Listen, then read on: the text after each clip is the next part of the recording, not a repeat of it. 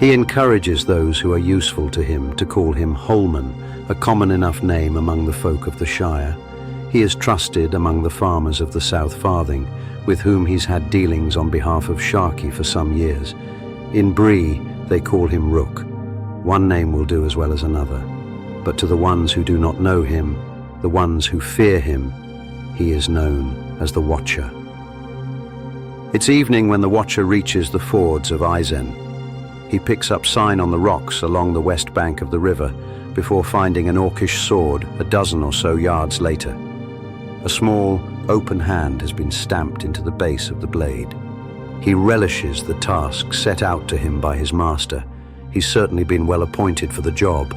A mail shirt beneath his indigo hose, a warm knee-length surcoat, long knives across his back, a quiver at his hip, and a fine crossbow over his shoulder. The prisoner has been a source of entertainment over the last few weeks, and he is looking forward to toying with him further. But Sharkey has given him strict orders only to follow the Gondorian. No capture, no killing.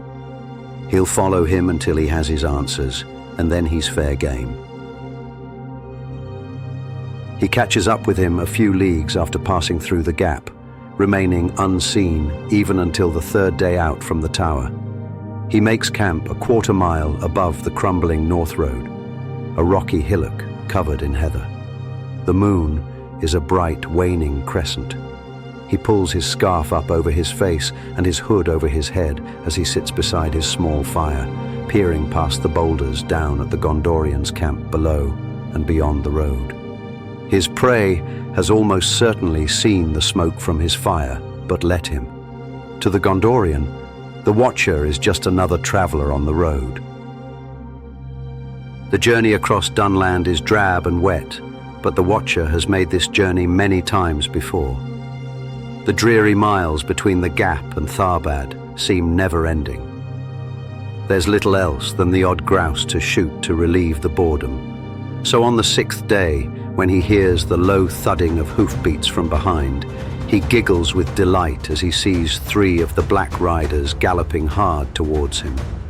The Watcher turns and takes his horse off the road and cross-country, taking refuge behind a clutch of gorse bushes. He watches the riders for a moment before something makes him look up the hillside. Grey movement among a rocky ridge. Rangers, no doubt. As the Black Riders rush along the road, the Rangers break cover. But it takes the Watcher a moment to realize that one of them is riding towards him. He rides east over the heather towards a small pine wood. But when he looks back towards the road, the Ranger has turned back. He rides onto a low ridge and sees the Black Riders chasing the other Ranger. The Gondorian is oblivious to them all, it seems, his horse trudging ever northward. The Watcher hears a cry on the wind. Now only one Ranger remains. His horse runs free from the road. The Black Riders have their swords drawn. When they meet further up the road, the Ranger seems to warn the Gondorian of the coming of the Black Riders. The Ranger's horse gallops northward, while the Gondorian charges off along the Old Haven Road. 2 of the Black Riders follow him, while the 3rd pursues the Ranger. When all is quiet, the Watcher dismounts and rests a while. The road is deserted until dusk, when the Black Riders return and head north after their companion. It's not difficult to track the 3 horses to a dark purple beechwood upon a hillock. The Watcher dismounts and scans the ground under the eaves. It seems that one of the horses entered the wood, while the other heavier steeds paced up and down as though deterred. He looks through the trees. Better to keep the Gondorians safe in this Curver hideout. He'll make camp nearby tonight.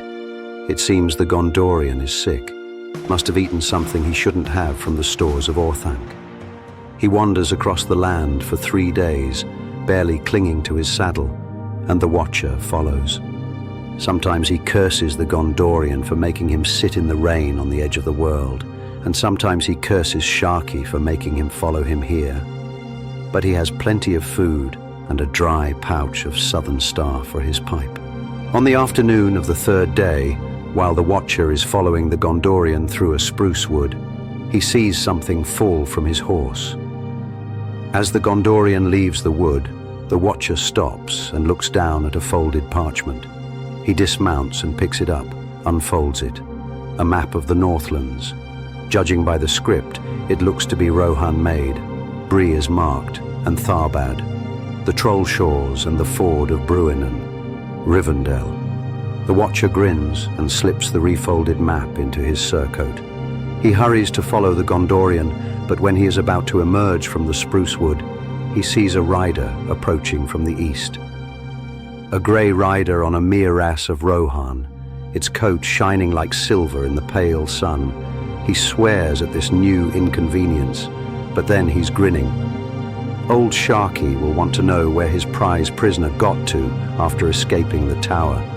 He'll have to whisper in the next crow's ear he sees.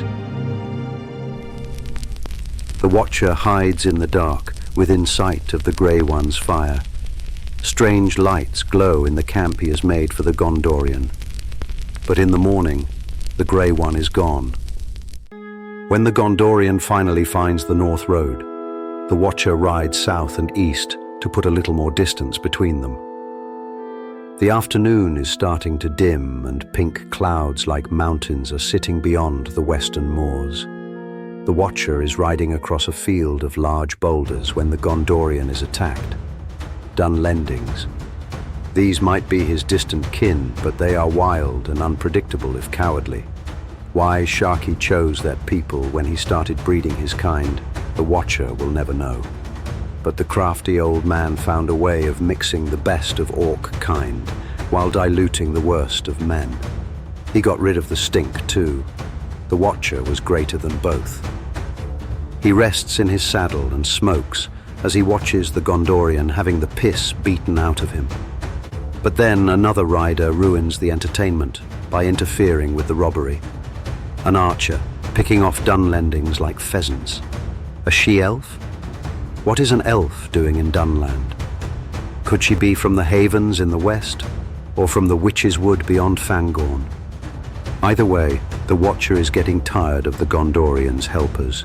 Again, he's forced to sit in the dark all night, this time while this she-elf nurses the Gondorian back to health. So in the morning, he is following too. The she-elf knows he is following. Her kind are never easily fooled, even though he keeps a distance and reads their sign. When he sees Tharbad looming up out of the mist, he rides off to the west among the sheep, watching the she-elf riding through the gates after the Gondorian. He wonders if his helper will help him. Only fools cross the ford of Tharbad. He rides down into the small dell and along the stream to the south bank of the Grey Flood.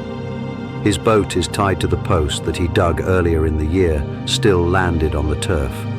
He unpacks his horse and pushes the boat onto the water. Loading his packs and weapons, he leaves the horse to forage. He knows that it'll be there when he returns.